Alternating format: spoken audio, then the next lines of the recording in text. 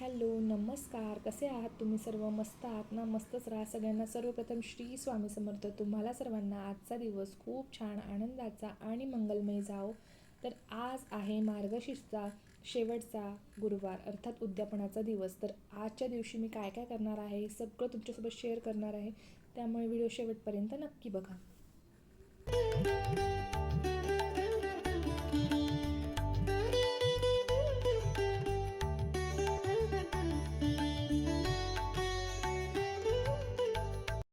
तर आता माझं उंबरठा लेपन पूर्ण झालेलं आहे. आता रांगोळी काढून घेते, त्यानंतर उंबरठ्याची पूजा करून घेते आणि त्यानंतर आपण पूजेच्या मांडणीची सुरुवात करू.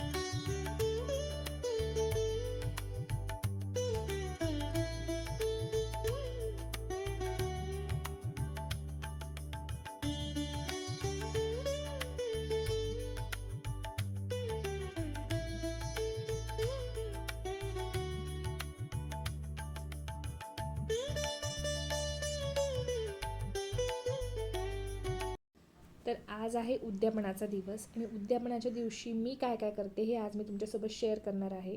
उद्यापनाच्या दिवशी जशी आपण नेहमी पूजेची मांडणी करतो ना, तशीच मांडणी करायची, अगदी तशीच पूजासुद्धा मांडून घ्यायची आहे. तर इथे मी सर्वप्रथम कलश वगैरे ठेवून जसं देवीची सजावट आहे ती सजावट पूर्ण करून पूजेची सविस्तर मांडणी करून घेणार आहे. मी आधीच्या दोन्ही व्हिडिओमध्ये जशी मांडणी केलेली तशीच मांडणी मी आज ह्या व्हिडिओमध्ये करणार आहे. बऱ्याच जणींना हा प्रश्न पडलेला असतो की मार्गशीर्षच्या उद्यापनाला नक्की काय काय द्यावं.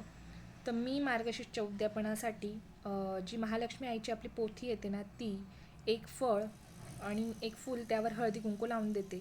आता बरेच जण पोथीच्या ऐवजी वस्तूसुद्धा वाटतात. तीही खूप छान पद्धत आहे की पोथी सगळेच जण नीट जपून ठेवतील असं नाही, त्याच्यामुळे बरेच जण वस्तूसुद्धा वाटतात. पण आमच्या इथं वस्तू पण इतक्या इझिली अवेलेबल होत नाही, त्यामुळे मी पोथीच देते आत्ता तरी. तर उद्यापनाची पद्धत खूप काही कठीण नाही आहे. तुम्ही रेग्युलर जशी पूजा करतात ना तशीच पूजा करायची आहे. देवी आईला नैवेद्य वगैरे दाखवायचा आहे. तुम्ही 1 किंवा 5 किंवा 9, 11 सुहासिनी किंवा कुमारिकासुद्धा बोलवू शकतात. बरेच जण जेवायला सुद्धा ठेवतात, पण सुहासिनींचा त्या दिवशी बहुतेक सुहासिनींचा उपवास असतो, त्याच्यामुळे मी जेवायला ठेवत नाही. मी रेग्युलर हळदी कुंकू आणि पोथी फळ याची पूजा करून देते. तर तुम्ही अशा साध्या सिंपल पद्धतीने सुद्धा पूजा करू शकता.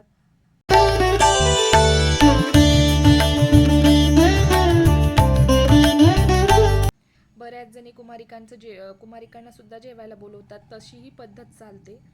म्हणजे जसे आपली मनोभावे आपल्याला जसं उद्यापन करायचं आहे ना तसं केलं तरी चालतं. ही जी वेणी दिसते ना, ही मी घरीच आपला फोम असतो ना त्या फोमलाच जसं आपण गणपतीच्या डेकोरेशनच्या वेळेस जे फुलं अटॅच करतो ना, तशाच पद्धतीने हे ओरिजिनल फुलं मी फॉर्मला अटॅच केलेले एक वेणीच्या शेपमध्ये कापून. खूप छान दिसते ही वेणी, अगदी झटपट बनते. त्यामुळे नेहमीच वेणी अवेलेबल असेलच असं नाही. त्याच्यामुळे मग मी ही सोपी ट्रिक केलेली आहे. एक फर्म त्या आकाराचा कापून आणि त्याला मग फुलं अटॅच करून घेतलेले आहे, जेणेकरून देवी आईच्या वरती अशी छान वेणी सजलेली दिसते.